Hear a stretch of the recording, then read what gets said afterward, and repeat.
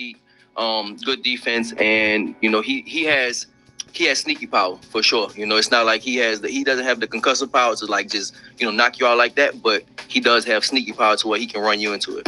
Man, I was just on the canvas. I was like, what happened? You know what I'm saying? I was just like on the canvas and stuff like that. But he doesn't have the power. He doesn't have power to where it's it'll hurt you, but it's the quick power. And I was like, all right, this dude, he does have you have to watch out for that. You just can't run in with him.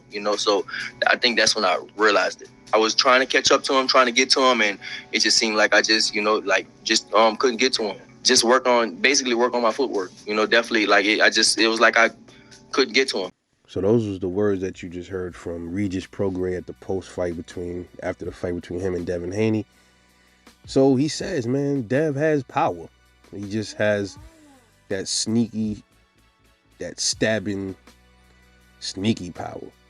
Kind of like what they used to say about Floyd Mayweather, because you never really seen many fighters besides maybe a Marcos Maidana. Never seen many fighters walk down Floyd. I think De La Hoya tried it when they fought. It didn't work, but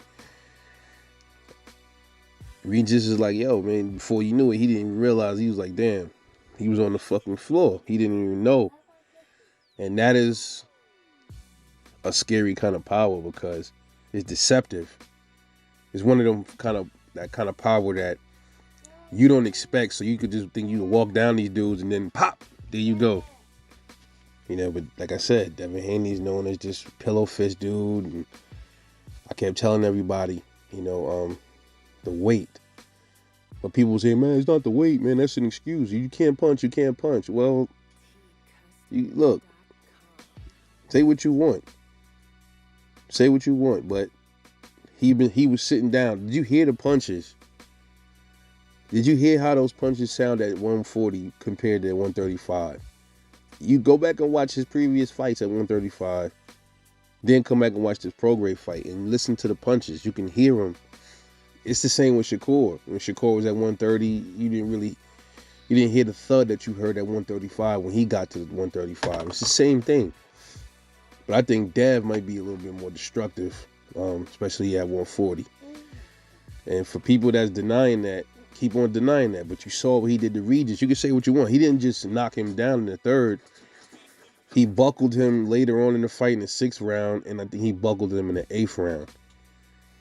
The only problem with Devin Haney, he's not really a big finisher like that. He doesn't. I think that's something that they should be working on. They probably gonna start working on that, or they have been working on that, on finishing. To be honest, man, that should be something that should be taught. Like it should already been there. So all the keys to finish your opponent, if you got them hurt, get them out of there. Don't let them recover, But he was being cautious. I understand. It's a power puncher. Don't want to be too greedy. But when they settle in, I think that's something that they got to start employing, But he has power. And I've been telling people this, I think, for maybe 2 years because I've been watching Devin Haney. And I always was like, okay, y'all keep talking about the pillow fist. And that was kind of, he didn't get a knockout, I think, since like 2018. Again, I think Antonio Moran was his last knockout, I believe. And I can kind of understand where people coming from when they say, he looked like he ain't got no punching power. That's because of the weight. Look how, even at 140, his face looked a little sunken in a little bit. But his body and everything is definitely filled out much better than it did at 135. So I'm not sure how long Dev is going to be there at 140. But we'll see. But look, man, I think we got a problem on our hands at 140, but we'll see. Then we're hearing now that Subriel Matias claims that, they're saying that he reached out to that Bill Haney reached out to the wrong person to make the Matias fight. We'll see. We'll see how that turned out, man. I would love to see that. I would love to see Matias and Dev. I don't want to see Dev leave 140 yet. So I want to know what y'all think about Dev, man, and his power. Do you think it's going to resonate and ring bells at 140 and above? Drop a comment, let me know what you think. It's Rebel Life Boxing. I'll catch y'all later.